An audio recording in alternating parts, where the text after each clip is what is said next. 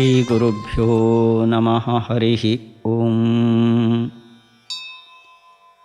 ಹಿಂದಿನ ಶ್ಲೋಕಗಳಲ್ಲಿ ಇಂದ್ರಿಯಗಳ ಜಯ, ಮನಸ್ಸಿನ ಜಯ, ಮನಸ್ಸನ್ನು ಮೀರಿದ ಇನ್ನೊಂದು ಶಕ್ತಿ ಇದೆ, ಅದು ಬುದ್ಧಿ.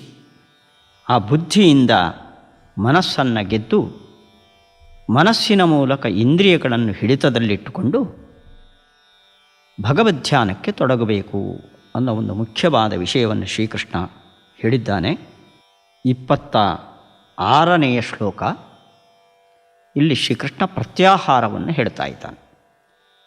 ಅಂದರೆ ಧ್ಯಾನದಿಂದ ಮನಸ್ಸು ಚಂಚಲವಾಗೋದಾದರೆ, ಅಂದರೆ ಅದನ್ನು ಭಗವಂತನಲ್ಲಿ ಏಕಾಗ್ರಗೊಳಿಸ್ತಾ ಪ್ರಯತ್ನವನ್ನು ಮಾಡಿದಾಗಲೂ ಆ ಮನಸ್ಸು ಚಂಚಲವಾಗಿ ಬೇರೆ ಕಡೆ ಓಡೋದಾದರೆ, ಆವಾಗ ಪ್ರತ್ಯಾಹಾರವನ್ನು ನೀವು ಅನುಸರಿಸಿ ಅಂತ ಶ್ರೀಕೃಷ್ಣ ಹೇಳ್ತಾನೆ. ಏನು ಪ್ರತ್ಯಾಹಾರ? ಯತೋ ಯತೋ ನಿಶ್ಚರತಿ ಮನಶ್ಚಂಚಲಮಸ್ಥಿರಂ ತತಸ್ತತೋ ನಿಯಮ್ಯೈತತ್ ಆತ್ಮನ್ಯೇವ ವಶಂ ನಯೇತ್. ಪದವಿಭಾಗ. ಯತಃ ಯತಃ ನಿಶ್ಚರತಿ ಮನಃ ಚಂಚಲಂ ಅಸ್ಥಿರಂ ತತಃ ತತಃ ನಿಯಮ್ಯ ಏತತ್ ಆತ್ಮನಿ ಏವ ವಶಂ ನಯೇತ್. ಇದು ನಮ್ಮ ಅನುಭವ. ನಾವು ಧ್ಯಾನಕ್ಕೆ ಅಂತ ಒಂದು ಪ್ರತ್ಯೇಕ ಸಮಯವನ್ನು ಬಳಸ್ತೇವೋ ಇಲ್ಲವೋ, ಆದರೆ ಬೆಳಗಿನ ಅಥವಾ ಸಾಯಂಕಾಲದ ಜಪದ ಸಂದರ್ಭದಲ್ಲಿ ಮಂತ್ರ ಜಪವನ್ನು, ಗಾಯತ್ರಿಯನ್ನೋ ಇನ್ನು ಬೇರೆ ಮಂತ್ರಗಳನ್ನು ಜಪಿಸುವಾಗ ಕಣ್ಣು ಮುಚ್ಚಿ ಕೂತಿರ್ತೀವಿ.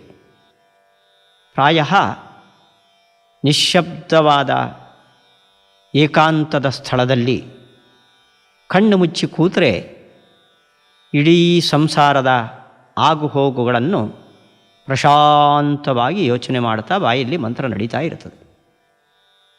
ಇದು ಸಾಮಾನ್ಯ ಸ್ಥಿತಿ. ಇನ್ನು ಸ್ವಲ್ಪ ವಯಸ್ಸಾದ ಮೇಲೆ ಗೀತೆಯ ಮಾತುಗಳನ್ನು ಕೇಳಿದಾಗ ಮನಸ್ಸನ್ನು ನಿಗ್ರಹ ಮಾಡಬೇಕು ಅಂತ ಹೊರಡ್ತೀವಿ. ಆದರೆ ಒಂದು ಮಂತ್ರವನ್ನು ಹೇಳಿದಾಗ ಆ ಮನಸ್ಸು ದೇವರನ್ನು ನೋಡ್ತಾ ಇದ್ದರೆ, ಇನ್ನೊಂದು ಮಂತ್ರದ ಉಚ್ಚಾರಣೆಯಲ್ಲಿ ಅದು ಇನ್ನೆಲ್ಲೋ ಹೋಗಿರ್ತದೆ. ಅದು ಬೇರೆ ಕಡೆ ಹೋಗಿದೆ ಅಂತ ಎಚ್ಚರ ಬಂದಾಗ ನಮ್ಮ ಮಂತ್ರದ ಸಂಖ್ಯೆ ಮುಗಿದೋಗುತ್ತೆ. ಹೀಗೆ ಇದು ನಮ್ಮೆಲ್ಲರ ಅನುಭವ. ಆರಂಭದಲ್ಲಿ ಮನಸ್ಸನ್ನು ಏಕಾಗ್ರಗೊಳಿಸಿ ಕಣ್ಣು ಮುಚ್ಚಿಕೊಂಡಾಗ ಆ ಮನಸ್ಸು ಸಹಜವಾಗಿ ಊರೆಲ್ಲ ನಮ್ಮ ಕೈ ತಪ್ಪಿ ಓಡಾಡ್ತದೆ. ಅದು ಓಡಾಡಿದ್ದೇ ನಮಗೆ ಗೊತ್ತಾಗದೇ ಇರುವಷ್ಟು ವೇಗದಲ್ಲಿ ಆ ಮನಸ್ಸು ದೇವರನ್ನು ಬಿಟ್ಟಿರ್ತದೆ. ಇಂಥ ಸಂದರ್ಭದಲ್ಲಿ ನಾವೇನು ಮಾಡಬೇಕು? ಶ್ರೀಕೃಷ್ಣ ಹೇಳ್ತಾ ಇದ್ದಾನೆ, ಚಂಚಲಂ ಅಸ್ಥಿರಂ ಮನಃ ಯತೋ ಯತೋ ನಿಶ್ಚರತಿ. ಆ ಮನಸ್ಸು ಚಂಚಲ ಅಂದರೆ ಅದು ಕೋತಿ ಥರ ಕೂತಲ್ಲಿ ಕೂಡೋದಿಲ್ಲ. ಅದು ಅಸ್ಥಿರಂ. ಸ್ಥಿರ ಅಂದರೆ ಒಂದೇ ವಿಷಯವನ್ನು ಯೋಚನೆ ಮಾಡೋದು. ಅಸ್ಥಿರಂ ಅಂಥದ್ದಲ್ಲ ಅದು. ಅಸ್ಥಿರಂ ಚಂಚಲಂ, ಕೂತಲ್ಲಿ ಕೂಡದ ಚಂಚಲವಾದ, ನಿರಂತರ ಗಾಳಿಗೆ ಮರದ ಎಲೆ ಅಲುಗುವಂತೆ. ಅದರಲ್ಲೂ ಅಶ್ವತ್ಥದ ಎಲೆ, ಅದನ್ನು ಉದಾಹರಣೆ ಕೊಡ್ತಾರೆ. ಅಶ್ವತ್ಥದ ಎಲೆಗೆ ಅದರ ತೊಟ್ಟು ತುಂಬ ದೀರ್ಘವಾಗಿ ಉದ್ದವಾಗಿರ್ತದೆ. ಉಳಿದ ಎಲೆಗಳ ಹಿಂಭಾಗದ ತೊಟ್ಟು ಚಿಕ್ಕದಿರುತ್ತದೆ, ಮರಕ್ಕೆ ಗಟ್ಟಿ ಅಂಟುಕೊಂಡಿರ್ತದೆ. ಆದರೆ ಅಶ್ವತ್ಥದ ಎಲೆಗೂ ಮರಕ್ಕೂ ಇರುವ ಸಂಪರ್ಕ ದೀರ್ಘವಾದ ತೊಟ್ಟಿನ ಮೂಲಕ. ಗಾಳಿ ಸ್ವಲ್ಪ ಬೀಸಿದ್ರೂ ಸಾಕು, 10 ಸಲ ಒಂದು ಗಾಳಿಗೆ ಅಲಗುತ್ತದೆ ಅದು. ಹಾಗೆ ಚಂಚಲಂ ಮನಸ್ಸು, ಅದು ಕ್ಷಣ ಕ್ಷಣಕ್ಕೂ ನೂರಾರು ಕಡೆ ಚಲಿಸುವ ಸ್ವಭಾವದ್ದು. ಅಸ್ಥಿರಂ ಚಂಚಲಂ ಮನಃ ಯತಃ ಯತಃ ನಿಶ್ಚರತಿ. ಯತಃ ಯತಃ ಅಂದರೆ ಎಲ್ಲೆಲ್ಲಿಗೆ ಓಡುತ್ತೋ, ನಿಶ್ಚರತಿ ಹೊರ ಓಡುತ್ತೋ. ನಾವು ದೇವರ ಕಡೆ ಅದನ್ನು ನಿಲ್ಲಿಸಿದ್ದು, ನಾವು ನಿಲ್ಲಿಸಿ ಹೊರಗಡೆ ಬರುವಾಗ ಅದು ಓಡಾಯಿತು. ಹಾಗೆ ಚಂಚಲವಾದ ಮನಸ್ಸು ಎಲ್ಲಿ ಎಲ್ಲಿ ಗುರಿಯನ್ನು ತಪ್ಪಿ ಓಡುತ್ತೋ ತತಸ್ತತಃ ಆ ಎಲ್ಲ ಜಾಗಗಳಿಂದ ಏತತ್ ನಿಯಮ್ಯ ಆ ಮನಸ್ಸನ್ನು ನಿಯಂತ್ರಿಸಿ. ನಾವು ಆರಂಭದಲ್ಲಿ ದೇವರ ಬಗ್ಗೆ ಏಕಾಗ್ರವಾಗುವ ಬದಲು ನಮ್ಮ ಬುದ್ಧಿ ಮನಸ್ಸಿನ ಮೇಲೆ ಕೇಂದ್ರೀಕೃತ ಆಗಿರಬೇಕು. ಅದು ನಮಗೆ ಗೊತ್ತಿಲ್ಲದೆ ಆ ಕಡೆ ಓಡುತ್ತದೆ. ಅದಕ್ಕಾಗಿ ಮನಸ್ಸನ್ನೇ ಉದ್ದೇಶ ಮಾಡಿಕೊಂಡು ಅದು ಎಲ್ಲೆಲ್ಲಿ ಓಡುತ್ತೋ ಅದನ್ನು ಹಿಡಿದು ಎಳತಂದು ಮತ್ತೆ ಇಲ್ಲಿ ಕಟ್ಟಿ ಹಾಕಬೇಕು. ತತಸ್ತತೋ ಏತತ್ ನಿಯಮ್ಯ, ಅದು ಓಡಿದಾಗಲೆಲ್ಲ ಅದನ್ನು ಮತ್ತೆ ಹಿಂದಕ್ಕೆ ಸೆಳೆದು ಆತ್ಮನ್ನೇವ ವಶಂ ನಯೇತ್, ಪರಮಾತ್ಮನ ವಶವಾಗಿ ಅದನ್ನು ನಿಲ್ಲಿಸಬೇಕು. ಆ ದೇವರ ಚಿಂತನೆಯಲ್ಲೇ ಅದು ಮುಳುಗುವಂತೆ ಮಾಡಬೇಕು. ಯಾವುದರಿಂದ? ಬುದ್ಧಿಯ. ನೋಡಿ, ಮನಸ್ಸನ್ನು ಆ ಕಡೆ ಹೋಯಿತು ಅಂತ ತಿಳಿಯೋದು ನಾವು ಬುದ್ಧಿಯಿಂದ. ಆ ಕಡೆ ಹೋಗಬೇಡ ಈ ಕಡೆ ಬಾ ಅಂತ ಅದನ್ನು ನಿಯಂತ್ರಿಸೋದು ಬುದ್ಧಿ. ಅಲ್ಲಿಗೆ ಮನಸ್ಸಲ್ಲದೆ ಬುದ್ಧಿ ಅಂತ ಇನ್ನೊಂದು ಆ ಮನಸ್ಸನ್ನು ಹಿಡಿತದಲ್ಲಿಡುವ ಒಂದು ಇಂದ್ರಿಯ ನಮ್ಮಲ್ಲಿ ಇದೆ ಅನ್ನೋದು ಗೊತ್ತಾಗೋದು ಈ ಮನಸ್ಸನ ನಿಯಂತ್ರಣಕ್ಕೆ ನಾವು ಪ್ರಯತ್ನಿಸಿದಾಗ. ಹೀಗೆ ಚಂಚಲವಾದ ಮನಸ್ಸು ನಾವು ಧ್ಯಾನಕ್ಕೆ ಕುಳಿತಾಗ ದೇವರ ಬಗ್ಗೆ ಏಕಾಗ್ರಗೊಳ್ಳುವ ಬದಲು ನಮ್ಮ ನಿಯಂತ್ರಣವನ್ನು ಕಳೆದುಕೊಂಡು ಅದು ಆ ಕಡೆ ಓಡಿದರೆ ಮತ್ತೆ ಸೆಳೆದು ಈ ಕಡೆ ತಿಳಿಸಬೇಕು. ಇದನ್ನು 10 ಸಲ 10 ತಿಂಗಳುಗಟ್ಟಲೆ ಮಾಡ್ತಾ ಮಾಡ್ತಾ ಮಾಡ್ತಾ ಕೊನೆಗೊಮ್ಮೆ ನಮ್ಮ ಹಿಡಿತದಲ್ಲಿ ಮನಸ್ಸು ಸಿಗ್ತದೆ. ನಾವು ಇವತ್ತು ನಮ್ಮ ಮನಸ್ಸು ಎಷ್ಟು ಸತಿ ಆ ಕಡೆ ಹೋಯಿತು, ಎಷ್ಟು ಸತಿ ಎಳೆದು ಎಷ್ಟು ಹೊತ್ತುಗಳ ಕಾಲ ದೇವರಲ್ಲಿ ನಾವು ನೆಲೆಗೊಳಿಸಿದ್ದೇವೆ ಅನ್ನೋದನ್ನು ಇವತ್ತು ಯೋಚನೆ ಮಾಡಿ, ಇವತ್ತಿಗೂ ನಾಳೆಗೂ ಇದರಲ್ಲಿ ಏನಾದರೂ ಬದಲಾವಣೆ ಆಗಿದೆಯಾ? ಇವತ್ತು ಮನಸ್ಸು ಓಡಿದ ಸಂದರ್ಭಗಳು ಎಷ್ಟು, ಅದನ್ನು ನಿಯಂತ್ರಣ ಮಾಡಿದ ಸಂದರ್ಭ ಎಷ್ಟು, ಅದು ಎಷ್ಟು ದೀರ್ಘಕಾಲ ಒಂದು ಕಡೆ ನೆಲೆಗೊಂಡಿತ್ತು, ನಾಳೆ ಅದಕ್ಕಿಂತ ಕಡಿಮೆಯಾಗಿದೆಯಾ ಜಾಸ್ತಿ ಆಗಿದೆಯಾ? ಹೀಗೆ ಯೋಚನೆ ಮಾಡಿ ಮಾಡಿ ಮಾಡಿ ಕ್ರಮೇಣ ನಿಧಾನವಾಗಿ ಬುದ್ಧಿಯಿಂದ ಬೇರೆ ಕಡೆ ಓಡದಂತೆ ಒಂದು ಕಡೆ ನಿಲ್ಲಿಸುವ ಒಂದು ಸಾಮರ್ಥ್ಯವನ್ನು ನಾವು ಗಳಿಸಿಕೊಳ್ಳಬೇಕು. ಇದು ಮನಸ್ಸನ್ನು ಧ್ಯಾನಕ್ಕೆ ಏಕಾಗ್ರಗೊಳಿಸುವ ಕ್ರಮ ಅಂತ ಶ್ರೀಕೃಷ್ಣ ಬಹಳ ಸುಂದರವಾಗಿ ಹೇಳ್ತಾನೆ. ಧ್ಯಾನದಲ್ಲಿ ಕೂತು ಅನುಭವ ಇರುವವರಿಗೆ ಇದು ಗೊತ್ತಾಗ್ಬೋದು, ಮನದಟ್ಟಾಗ್ಬೋದು. ಮತ್ತೊಮ್ಮೆ ಶ್ಲೋಕ. ಯತೋ ಯತೋ ನಿಶ್ಚರತಿ ಮನಶ್ಚಂಚಲಮಸ್ಥಿರಂ ತತೋ ತತೋ ನಿಯಮ್ಯೈತತ್ ಆತ್ಮನ್ಯೇವ ವಶಂ ನಯೇತ್. ಮುಂದಿನ ಶ್ಲೋಕ. ಪ್ರಶಾಂತಮನಸಂ ಹ್ಯೇನಂ ಯೋಗಿನಂ ಸುಖಮುತ್ತಮಂ ಉಪೈತಿ ಶಾಂತರಜಸಂ ಬ್ರಹ್ಮಭೂತಮಕಲ್ಮಷಂ. ಪದವಿಭಾಗ. ಪ್ರಶಾಂತಮನಸಂ ಹಿ ಏನಂ. ಹ್ಯೇನಂ ಎಂಬಲ್ಲಿ 2 ಶಬ್ದ ಇದೆ. ಹಿ ಏನಂ ಯೋಗಿನಂ ಸುಖಂ ಉತ್ತಮಂ ಉಪೈತಿ ಅದು ಕ್ರಿಯಾಪದ. ಶಾಂತರಜಸಂ ಬ್ರಹ್ಮಭೂತಂ ಅಕಲ್ಮಷಂ. ಹೀಗೆ ಮನಸ್ಸನ್ನು ಸೆಳೆದು ಸೆಳೆದು ಏಕಾಗ್ರಗೊಳಿಸಿದಾಗ ಬರುವ ಸ್ಥಿತಿಯನ್ನು ಶ್ರೀಕೃಷ್ಣ ಹೇಳ್ತಾನೆ. ಪ್ರಶಾಂತ ಮನಸಂ, ಮನಸ್ಸು ಪ್ರಶಾಂತವಾಗಿರುವವನು, ಪ್ರಶಾಂತವಾದ ಮನಸ್ಸುಳ್ಳವನು. ಇದು ಆ ಶಬ್ದದ ನೇರ ಅನುವಾದ ಅಂದರೆ ಯಾರ ಮನಸ್ಸು ಪ್ರಶಾಂತವಾಗಿದೆಯೋ. ಹಿಂದೆ ಈ ಶಬ್ದ ಬಂದಿದೆ. ಮನಸ್ಸು ಪ್ರಶಾಂತವಾಗೋದು ಅಂದರೆ ಸಾಗರದ ನೀರು ಬದಿಯಲ್ಲಿ ತೆರೆಗಳಿಂದ ತುಂಬಿರ್ತದೆ. ಆಳವಾದ ಸಮುದ್ರದ ಮಧ್ಯಕ್ಕೆ ಹೋದಾಗ ಯಾವ ತೆರೆಗಳು ಏರಿಳಿತಗಳು ಇಲ್ಲದೆ ಸ್ಥಿರವಾಗಿ ಇರ್ತದೆ ನೀರು. ಹಾಗೆ ಪ್ರಶಾಂತ ಅಷ್ಟೇ ಅರ್ಥ ಅಲ್ಲ, ಹೌದು, ಆ ರೀತಿ ಮನದಲ್ಲಿ ಏರಿಳಿತಗಳು ಇರೋದಿಲ್ಲ. ಅಷ್ಟೇ ಅರ್ಥ ಅಲ್ಲ, ನಮ್ಮ ಪ್ರಯತ್ನ ಇಲ್ಲದೆ ವಿಷಯಗಳ ಸೆಳೆತಕ್ಕೆ ಒಳಗಾಗದ ಮನಸ್ಸು ಯಾರಿಗಿದೆಯೋ ಅವನು ಪ್ರಶಾಂತ ಮನಸ್ಸು.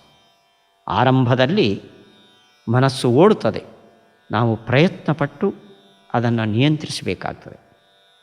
ಒಂದು ಹಂತದಲ್ಲಿ ಆ ಮನಸ್ಸು ಪ್ರಪಂಚದ ಬಗ್ಗೆ ಓಡೋದೇ ಇಲ್ಲ, ಅದು ಸಹಜವಾಗಿ ವಿಷಯ ಪದಾರ್ಥಗಳು ಬೇಡ ಅಂತ ವೈರಾಗ್ಯ ತಾಡ್ತದೆ.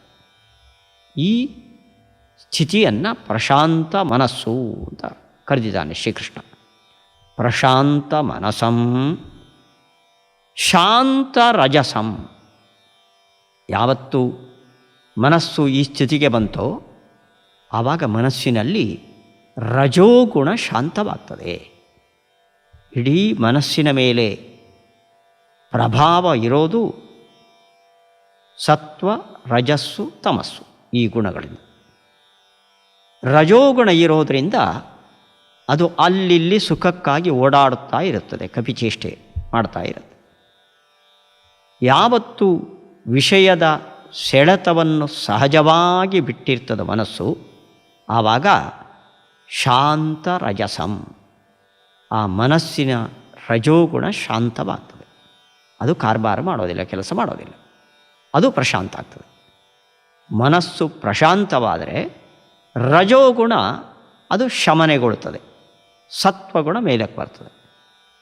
ಪ್ರಶಾಂತ ರಜಸಂ ಅಂದರೆ ರಜೋಗುಣದ ಶಾಂತಿಯನ್ನು, ಅದರ ಕಾರ್ಯ ನಡೆಯದೇ ಇರುವಂಥ ಸ್ಥಿತಿ ಉಳ್ಳ ವ್ಯಕ್ತಿಯನ್ನು ಪ್ರಶಾಂತ ಮನಸಂ, ಅದರಿಂದಾಗಿ ಶಾಂತರಜಸಂ, ಅದರಿಂದಾಗಿ ಅಕಲ್ಮಷಂ. ಕಲ್ಮಷ ಅಂದರೆ ರಾಗ, ದ್ವೇಷ. ನಾವು ಪ್ರಪಂಚದಲ್ಲಿ ನೋಡೋದೇ ಇದನ್ನು. ನನಗೆ ಅದು ಬೇಕು ಅಂತ ಅಪೇಕ್ಷೆ, ಅದಕ್ಕೆ ಅಡ್ಡ ಬಂದವರ ಮೇಲೆ ದ್ವೇಷ, ಕೋಪ. ಯಾವತ್ತು ರಜೋಗುಣವನ್ನು ಕಳೆದುಕೊಳ್ತೀವೋ ನಾವು, ಆವಾಗ ಕಾಮಕ್ರೋಧಗಳು ನಮ್ಮ ಮೇಲೆ ಪ್ರಭಾವ ಬೀರೋದಿಲ್ಲ. ಕಾಮ ಆಗಲಿ ಕ್ರೋಧ ಆಗಲಿ ನಮಗೆ ಬರೋದಿಲ್ಲ. ಸಿಟ್ಟು ಬರಲ್ಲ, ಇದು ಬೇಕು ಅಂತ ಅದಮ್ಯವಾದ ಇಚ್ಛೆ ನಮ್ಮಲ್ಲಿ ಬರೋದಿಲ್ಲ. ಹೀಗೆ ಪ್ರಶಾಂತ ಮನಸ್ಸಾದಾಗ ರಜೋಗುಣ ಶಾಂತವಾಗ್ತದೆ. ರಜೋಗುಣ ಶಾಂತವಾದಾಗ ಅಕಲ್ಮಷಂ, ರಾಗ ದ್ವೇಷಗಳೆಂಬ ದುರ್ಗುಣಗಳನ್ನು ಮನಸ್ಸು ಕಳೆದುಕೊಳ್ತದೆ. ಆಮೇಲೆ ಬ್ರಹ್ಮಭೂತಂ. ಬ್ರಹ್ಮಭೂತಂ ಅಂದರೆ ಬ್ರಹ್ಮಣಿ ಭೂತಂ, ಅವನು ಬ್ರಹ್ಮನಲ್ಲೇ ಇರುವವನಾಗ್ತಾನೆ. ಆ ಮನಸ್ಸು ಎಲ್ಲಿರ್ತದೆ ಅಂದರೆ ರಾಗದ್ವೇಷಗಳನ್ನು ಕಳೆದುಕೊಂಡು ಪ್ರಶಾಂತವಾಗಿ ದೇವರಲ್ಲೇ ನೆಲೆಗೊಳ್ಳುತ್ತದೆ. ಬ್ರಹ್ಮಣಿ ಭೂತಂ ಬ್ರಹ್ಮಭೂತಂ. ಅದು ಬ್ರಹ್ಮನಲ್ಲಿ ಯಾರ ಮನಸ್ಸು ನೆಲೆಗೊಂಡಿದೆಯೋ ಅಂತಹ ಯೋಗಿನಂ, ಏನಂ ಯೋಗಿನಂ, ಈ ಧ್ಯಾನದ ಸ್ಥಿತಿಗೆ ತಲುಪಿದ ಯೋಗಿಯನ್ನು, ಧ್ಯಾನಯೋಗಿಯನ್ನು ಉತ್ತಮಂ ಸುಖಂ ಉಪೈತಿ, ಅವನಿಗೆ ಅದುವರೆಗೆ ಎಲ್ಲೂ ಅನುಭವಿಸದ ಅತ್ಯಂತ ಶ್ರೇಷ್ಠವಾದ ಸುಖದ ಅನುಭವ ಆಗ್ತದೆ. ಸುಖವು ಅವನನ್ನು ಹೊಂದುತ್ತದೆ. ಅಲ್ಲಿಗೆ ನೀವು ಸುಖವನ್ನು ಪಡೆಯೋದಲ್ಲ, ಸುಖ ತಾನಾಗಿಯೇ ಅವನನ್ನು ಅಪ್ಪಿಕೊಳ್ತದೆ. ನಾವು ಪ್ರಾಪಂಚಿಕ ವಿಷಯದ ಭೋಗದಿಂದ ಉಂಟಾಗುವ ಸುಖವೇ ಪರಮ ಸುಖ ಅಂತ ನಾವು ಅಂದ್ಕೊಂಡ್ರೆ, ಅದನ್ನೆಲ್ಲ ಕಳೆದುಕೊಂಡು ಆ ಮನಸ್ಸು ಬ್ರಹ್ಮನಲ್ಲಿ ನೆಲೆಗೊಂಡಾಗ ಇದುವರೆಗೆ ಕಾಣದ ಒಂದು ದೊಡ್ಡ ಸುಖ ನಮ್ಮನ್ನು ಅರಸಿ ತಾನಾಗಿ ಬರ್ತದೆ ಅಂತಾನೆ ಶ್ರೀಕೃಷ್ಣ. ಇದನ್ನು ಆ ಸ್ಥಿತಿಗೆ ಹೋಗಿ ನೋಡಬೇಕು ಹೊರತು ಹೊರಗಡೆ ಬಾಹ್ಯ ಪ್ರಪಂಚದಲ್ಲಿ ಓಡಾಡುವ ನಮಗೆ ಇದನ್ನು ನೆನೆಸಿಕೊಳ್ಳೋದು ಅಥವಾ ಊಹೆ ಮಾಡೋದು ಕೂಡ ಕ್ಲಿಷ್ಟವಾದ ಸಂಗತಿ. ಹೀಗೆ ಪ್ರಶಾಂತ ಮನಸಂ ಶಾಂತರಜಸಂ ಅಕಲ್ಮಷಂ, ಕಲ್ಮಷವನ್ನು ಕಳೆದುಕೊಂಡ ಬ್ರಹ್ಮಭೂತಂ, ಬ್ರಹ್ಮನಲ್ಲಿ ಏಕಾಗ್ರಗೊಂಡ ಮನಸ್ಸಿರುವ ಯೋಗಿನಂ ಉತ್ತಮಂ ಸುಖಂ ಉಪೈತಿ. ಅಂಥ ಧ್ಯಾನ ಯೋಗಿಗೆ ಅನಿರ್ವಚನೀಯವಾದ ಸುಖವು ತಾನಾಗಿಯೇ ಬರ್ತದೆ. ಇದು ಯೋಗ ಅನುಷ್ಠಾನದ ಧ್ಯಾನ ಯೋಗದ ಸಂದರ್ಭದಲ್ಲಿ ಬರುವ ಆನಂದವನ್ನು ಶ್ರೀಕೃಷ್ಣ ಹೇಳ್ತಾ ಇದ್ದಾನೆ. ಮತ್ತೊಮ್ಮೆ ಶ್ಲೋಕ. ಪ್ರಶಾಂತ ಮನಸಂ ಹ್ಯೇದಂ ಯೋಗಿನಂ ಸುಖಮುತ್ತಮಂ ಉಪೈತಿ ಶಾಂತರಜಸಂ ಬ್ರಹ್ಮಭೂತಮಕಲ್ಮಷಂ. ಮುಂದಿನ ಶ್ಲೋಕ. ಏವಂ ಯುಂಜನ್ ಸದಾತ್ಮಾನಂ ಯೋಗಿ ವಿಗತಕಲ್ಮಷಃ ಸುಖೇನ ಬ್ರಹ್ಮ ಸಂಸ್ಪರ್ಶಂ ಅತ್ಯಂತಂ ಸುಖಮಶ್ನುತೆ. ಪದವಿಭಾಗ. ಏವಂ ಯುಂಜನ್ ಸದಾ ಆತ್ಮಾನಂ ಯೋಗಿ ವಿಗತಕಲ್ಮಷಃ ಸುಖೇನ ಬ್ರಹ್ಮ ಸಂಸ್ಪರ್ಶಂ ಅತ್ಯಂತಂ ಸುಖಂ ಅಶ್ನುತೆ. ಯೋಗದ ಸಂಪೂರ್ಣ ಫಲ ಅದು ಸುಖ. ಅದನ್ನು ದೀರ್ಘಕಾಲ ಕಾಣುವ ಯೋಗವನ್ನು ಶ್ರೀಕೃಷ್ಣ ಈ ಶ್ಲೋಕದಲ್ಲಿ ನಿರೂಪಣೆ ಮಾಡಿದ್ದಾನೆ. ಯೋಗಿ, ಧ್ಯಾನ ಯೋಗದಲ್ಲಿ ಮುಳುಗಿರುವವನು ಏನಾಗಿರ್ತಾನೆ? ಅವನು ವಿಗತ ಕಲ್ಮಷಃ. ಹಿಂದಿನ ಶ್ಲೋಕದಲ್ಲಿ ಮನಸ್ಸು ರಜೋಗುಣವನ್ನು ಕಳೆದುಕೊಂಡಾಗ ಕಲ್ಮಷಗಳು ಹೋಗ್ತವೆ, ರಾಗದ್ವೇಷಗಳು ಹೋಗ್ತವೆ.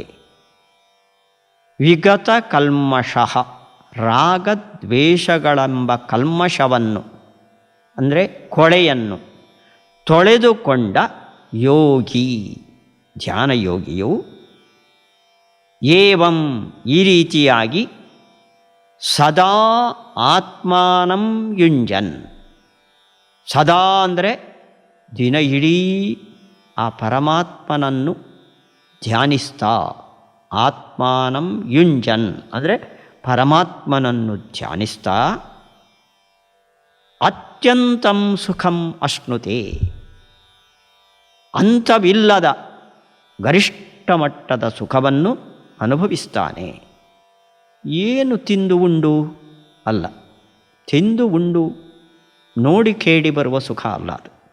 ಬ್ರಹ್ಮ ಸಂಸ್ಪರ್ಶಂ, ಬ್ರಹ್ಮನ ಸ್ಪರ್ಶ ಇರುವ ಸುಖ ಅದು. ಅಂದರೆ ನಾವು ಇದುವರೆಗೆ ಕಣ್ಣಿಗೆ ಕಿವಿಗೆ ಬೇಕಾದ ವಸ್ತುಗಳ ಸ್ಪರ್ಶದಿಂದ ಸಂಪರ್ಕದಿಂದ ಪಡೆದ ಸುಖ. ಆದರೆ ಧ್ಯಾನಯೋಗದಲ್ಲಿ ಸಿಕ್ಕುವ ಸುಖ ಅದು ಬ್ರಹ್ಮನ ಸಂಪರ್ಕವುಳ್ಳ ಸುಖ. ಅಲ್ಲಿಗೆ ಬ್ರಹ್ಮ ಸಂಸ್ಪರ್ಶಂ ಅತ್ಯಂತಂ ಸುಖಂ. ಬ್ರಹ್ಮ ಅಂದರೆ ಪೂರ್ಣ ಅಂತ ಅರ್ಥ. ಅದು ಸುಖಪೂರ್ಣವಾದ ವಸ್ತು. ಅದರ ಸಂಸ್ಪರ್ಶ ನಮ್ಮ ಸುಖಕ್ಕೆ ಬಂದರೆ, ನಮ್ಮ ಮನಸ್ಸಿನ ಮೂಲಕ ಆ ಬ್ರಹ್ಮನ ಸಂಪರ್ಕಕ್ಕೆ ನಾವು ಒಳಗಾದರೆ ಆ ಸುಖ ಇದೆಯಲ್ಲ, ಅದಕ್ಕೆ ಸಮನಾದ ಸುಖ ಮತ್ತೊಂದಿಲ್ಲ. ಹೀಗೆ ಸದಾ ಪರಮಾತ್ಮನ ಧ್ಯಾನಕ್ಕೆ ಒಳಗಾಗಿರುವ ಧ್ಯಾನಯೋಗಿಯು ಬ್ರಹ್ಮನ ಸ್ಪರ್ಶದಿಂದ ಉಂಟಾದ ಅತ್ಯಂತಂ ಸುಖಂ ಅಶ್ನುತೆ. ಪರಮಾತ್ಮನ ದರ್ಶನದಿಂದ ಅಂದರೆ ಮಾನಸಿಕವಾಗಿ ಪರಮಾತ್ಮನನ್ನು ನೋಡುತ್ತಾ ಅತ್ಯಂತ ಮಿಗಿಲಾದ ಒಂದು ಸುಖವನ್ನು ಅನುಭವಿಸ್ತಾನೆ.